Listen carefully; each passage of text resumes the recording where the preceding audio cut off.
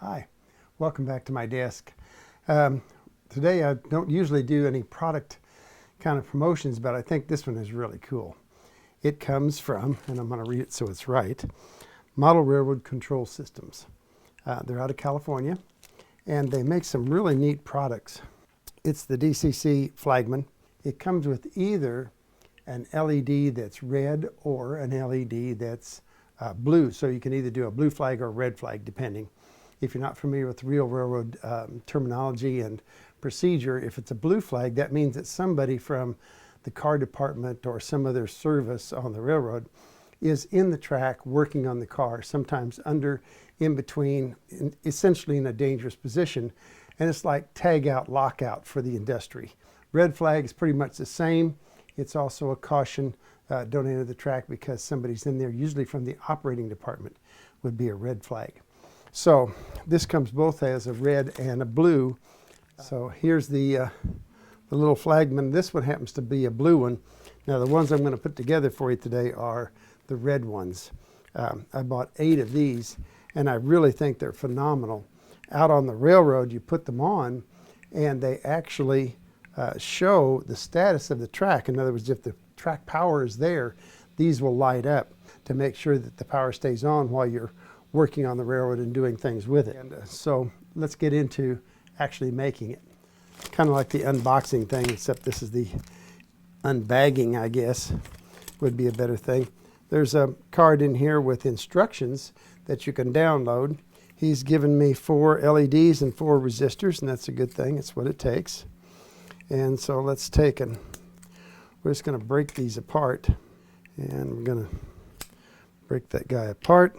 I'm going to take one of these resistors, and there's a little symbol right here for the resistor, and we'll put that in there. I guess pretty close. We'll pull that down, and then we'll pull this down. There we go, that looks pretty good. And now let's take, oh shoot, these will do. Put that on there. Take a little solder now. I use some sal ammoniac. This stuff is great for cleaning soldering tips. You can get it at the hardware store still, I think. But it will smoke as it gets hot, as you can see there. And you really don't want to breathe it, so I'm going to blow it away. Anyway, I want to drop a solder there. There's the solder, and it's right on the tip. Anytime your tip gets to be corroded or whatever, this is a good thing to do to clean it off. Sandpaper and abrasives are really not all that good for your tip because it will take off the coating that you need to hold that solder tight to it. These are really good. They're kind of a Brillo pad type, and you can run it in there and that'll clean up the tip as well. So they're all good as far as keeping the soldering iron clean. And that's one thing I want to make sure of, is that my soldering iron is really clean. I can control the solder better that way. So I'm going to touch it right there. There we go. That get it. Try it again on this one. See if it didn't go better. There we go. Should go almost instantaneous onto that. Okay, so I've got that done. Trim those wires off. I'm just going to take that and I'm going to stick it right up against there and kind of get a distance. If I can get it to do it. There we go. So what I have are these. These are for welding. But they're really great because they are spring-loaded to close. So I can take my little flagman here, but this time I'm going to pinch him back here at his head, just like that. There we go. All I'm going to do now is just tack solder this here on this one point right there. Now we can go to the other side, and we're going to pinch off, cut off that other leg. Now he's already held in place, and we'll solder the other leg. There we go. Now, like I said, it's a little tricky. I don't know if you can see it or not, but I have the flag here, and what I'm going to do is I'm going to look through that element and make sure that they both look to be the same, and they do. So what I'm going to do now is, without turning him over, I'm just going to rotate him to the upper arm. But now I'm going to take this LED and I'm going to roll it over 90 degrees, or actually 180. That 90-degree roll is absolutely crucial to making this little guy work correctly.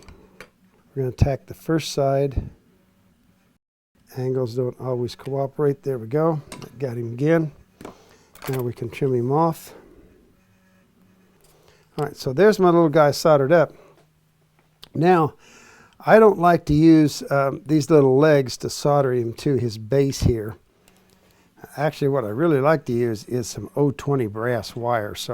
And I'm going to bend it just enough to get into his little foot. And we'll solder that. And it's going to take about that much to hold him down. So let's go ahead and bend the other foot. Doesn't take much to go through there and hold him. So there he is. Good enough. Okay. So there he is held down. Now we can take this and we'll trim him on both of them. Like that. Pretty good. He gives you 4 weights. I'll try and be neat here. Sometimes I'm not so neat putting these down and nice and square, but we'll try and make this guy right. And there he is.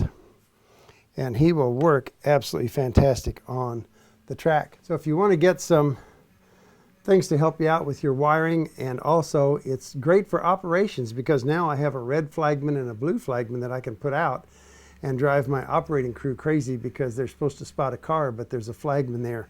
But they're great little things. I highly recommend them. So hope you enjoyed this video. And as always, until we meet again, go out to your railroad room and let your trains put a smile on your face.